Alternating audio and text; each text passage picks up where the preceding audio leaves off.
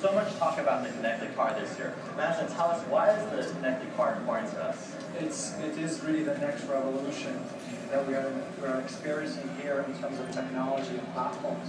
We're making the car connected. It becomes like a mobile device, but different. It's an incredibly new experience. Now you are opening up a new world of what we call hybridization, where there is intelligence in the car, and there's also intelligence in our cloud, in our network. And by combining that intelligence in both worlds, we're able to do things faster, better, and provide you the experience you just can't get today. And today, the car is a closed box. In the new world, over the next 3 to 5 years, you will not be buying a car without it being connected. And that car is going to have that hybridization intelligence. Good morning. Okay, shutting off all lights, locking doors and windows, and turning security system on. Looks like you have everything you need for the day. There's a lot of things that are happening in the car. We want to make sure that the entertainment is boosted in the back, and in the front, from the driver's side, we're providing the right sort of technology. On one hand, we're creating a safety experience. Also, putting technology that allows the driver to communicate with others and outside with these new technologies and platforms. Play today's podcast from the New York Times. So the AT&T Watson technology is one of the drivers we're putting in the car. It will really allow you to have sort of hands-free and eyes on the road. It creates sort of your virtual assistant experience. At the end of the day, whether you're a driver or a passenger, you have to have a level of communication. And the idea of you looking at a phone or typing something or looking at a navigation is just not a safety thing. Or even texting a message, no texting while driving. That's not going to happen, okay? So when you're communicating, it's really done verbally while your eyes is on the road. Please order the Benevitos for 2 large pizzas. Why is that important to you? Because you guys want to be able to connect wherever you go. In fact, I saw a really funny video of a kid, just to show you the difference in the generations. He was on a subway in New York. Subways in New York go very fast, right? And he was trying to load a video, and the video wouldn't load fast. And the kid, he threw his phone up and went, "Can you believe this? Look at this, I'm trying to load a video, and the video doesn't work." And I'm thinking to myself, hey bro, 2 years ago, we couldn't even watch videos on the phone. Now you got a problem with the fact that it's going to take 10 seconds for it to load. But it just shows you, when we do things that are good, people expect it to be consistent. So when you have a product, people are going to expect that your product not only works, but they start to expect the consistency, right, of it. So it kind of puts higher expectations with you guys. And then our true roots, 1876 and 136 years. That was the year that Alexander Graham Bell invented the phone, which started the company. So the company started with the creation of the phone. And then it's now known as AT&T. It's kind of morphed itself and it buys out these little companies. And now we look for opportunity to continue to grow. So your businesses and your business ideas and strategies, they will evolve. You will start off with, perhaps, I saw you guys are pitching ties. Shirts.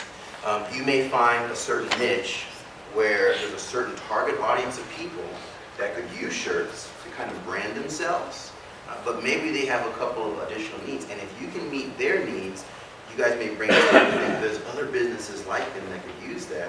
How many different target markets can we really focus our idea on shirts on, and then you can expand. And it makes it easier for you, because now you don't have 100 orders for 100 different types of shirts. We're just going to focus on this particular niche group of people. We're going to know and understand what their needs are, we're going to cater to their needs, and we're going to maximize our profits and sales on them, right? So your business will evolve as well. All right, these are some of the industry awards and recognition that we've achieved. When you look at that, I want you guys to take a look at all of these different things, and I want you to raise your hand if you meet, or you feel you meet, one of the categories that's selected. And then hold your hand up at the end, so we can see. Top 50 companies for diversity. Are you of a different culture or ethnic background? Put your hand up. 2012 Learning Elite Organizations. Is being part of this organization, this entrepreneur group, unique?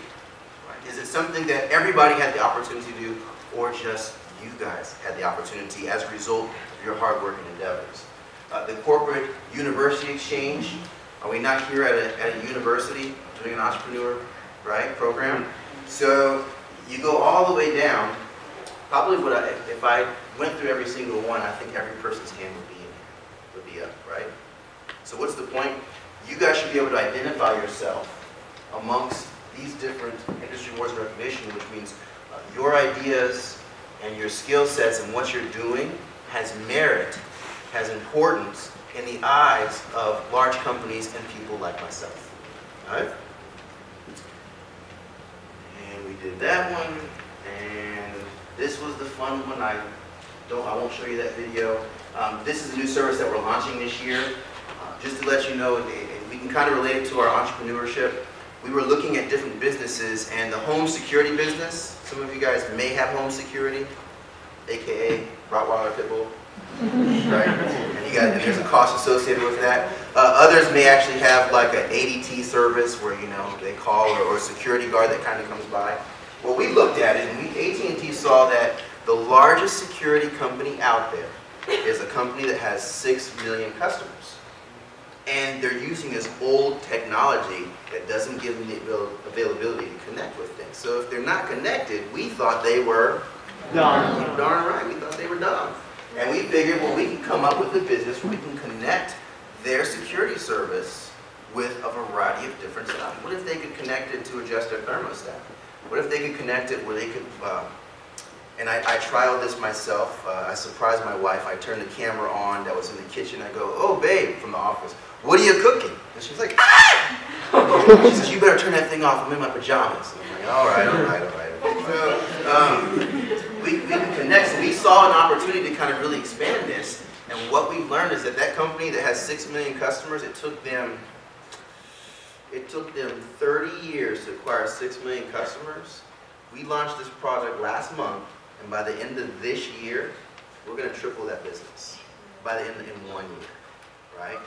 So sometimes, and this is that whole velociraptor thing, guys. You gotta be beastly sometimes. Is that when you're a budding entrepreneur, you have your team.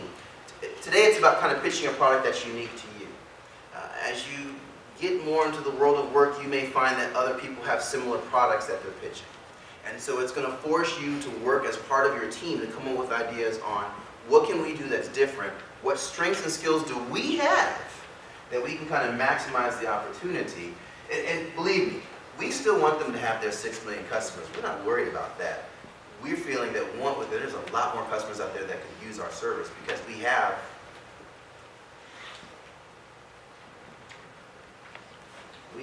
100.7 million customers. So if we can introduce this product to them at $40 a month, and they might see this as an alternative, then we're going to far surpass the 6 million customers that they have. So can you kind of see how our business is growing? Like, we already had our business, but we're figuring how can we kind of grow on top of the customer base that we have, and it's caused us to kind of be innovative. Okay, so think about that with reference to your business. All right, what other possibilities or avenues do you guys have that you can kind of maximize?